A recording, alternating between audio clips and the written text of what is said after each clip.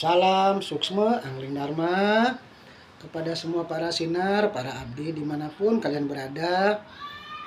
Ketahuilah para sinar khususnya dan juga kepada seluruh umat manusia yang ada di muka bumi ini.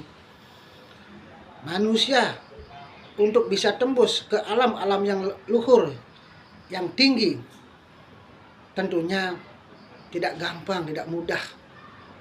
Makanya banyak manusia selama ini sudah banyak melakukan namanya suatu kegiatan atau usaha untuk bagaimana menyambungkan diri rohani, batin kita, jiwa kita, raga kita kepada Tuhan. Baik itu kita datang ke tempat sembahyang, tempat ibadah, maupun kita berdoa di tempat sembahyang maupun berdoa dimanapun kita berada. Kita berusaha menyambungkan diri kepada beliau dengan kekuatan rohani. Kekuatan rohani apa itu? Yaitu kekuatan daya batin, daya pikiran, imajinasi kita. Kita fokuskan kita kemana tujuannya. Selama ini manusia sudah rajin berdoa, bersembahyang. Tapi ingat para sinar, hanya orang-orang yang tingkat rohaninya bagus, tinggi, orang suci, kekuatan atau tingkatan rohani yang tinggi, suci, yang mulia itu bagaimana maksudnya? Agar kita bisa tembus nyampe ke alam-alam yang luhur, tempat beristananya para dewata yang tugasnya adalah mengatur alam semesta ini, bisa menyambungkan pada Sang Maha Tunggal. Adalah rohani orang-orang yang jiwanya tulus ikhlas, lascarya, orang-orang yang selalu berserah diri.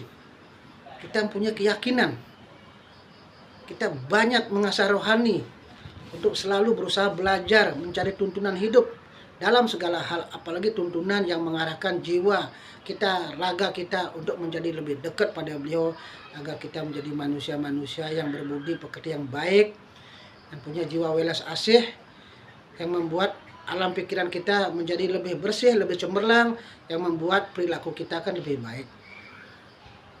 Walaupun kita atribut kita mungkin sudah suci, gelar kita spiritual kita suci, tapi kalau ya ketulusan kita kurang.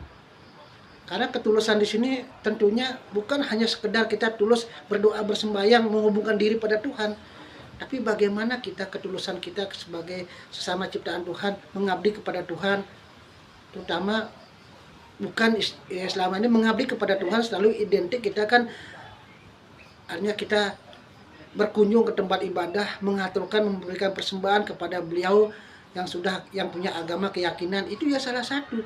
Tapi jangan lupa ketulusan kita sebagai sama ciptaan Tuhan adalah kepada semua ciptaannya.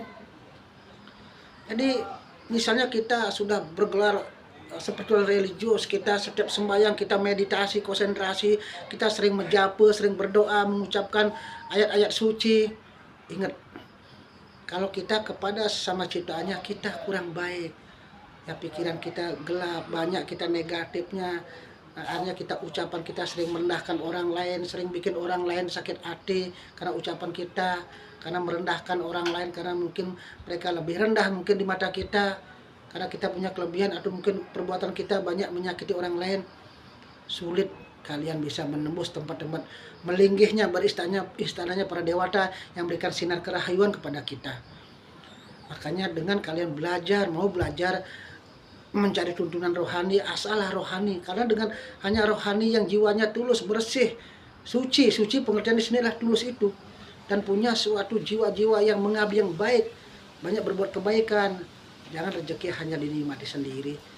Biarpun kita terbatas secara materi, tapi kita bisa membagi rezeki lewat mungkin pengetahuan, tenaga, ya pikiran, atau yang lainnya.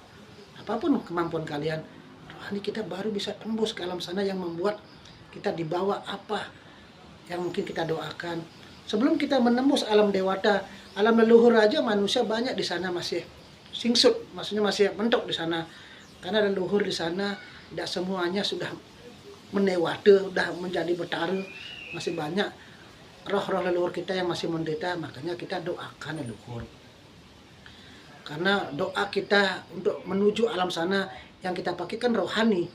Kalau rohani kita tidak bersih, tidak suci, tidak tulus, dalam perbuatan kita banyak menyakiti, sulit tembus. Biarpun kalian berbaju bersih, maupun kalian mungkin bersembahyang di tempat yang suci luar biasa, di ketinggian yang tertentu yang mungkin sepi, tidak bisa itu pakai patokan.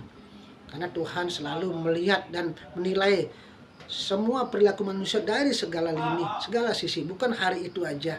Makanya marilah kita yakinkan agar kita bisa tembus ke alam sana, agar segala apa yang kita lakukan di dunia ini, apa yang kita doakan bisa diterima oleh beliau dan bisa dikabulkan sesuai karma kalian masing-masing.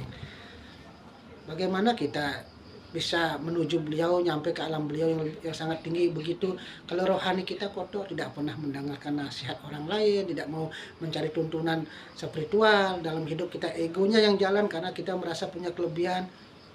Itulah membuat kita sulit menemui namanya ketentraman, ketenangan, kebahagiaan, dan selalu musibah akan terus beruntun. Ya mungkin rezeki naik, tapi rezeki yang lainnya tumpah, mungkin kesehatan, keselamatan, ya ketidak ada namanya kebahagiaan. Rezeki dapat naik tapi tumpah sia-sia. Untuk itulah marilah para sinar, tekunlah belajar kerohanian, asalah rohani, agar kalian dengan rohani yang bersih, cemerlang, tulus tuh, kalian sedikit berdoa, banyak berdoa, akan nyampe ke alam sana. Tapi kalau rohani kalian tidak asah, sulit tembus. Itu aja pesan dari Guru Atung ya, semangat semuanya, kompak di grup, yang ada hidup jaya merdeka rahayu.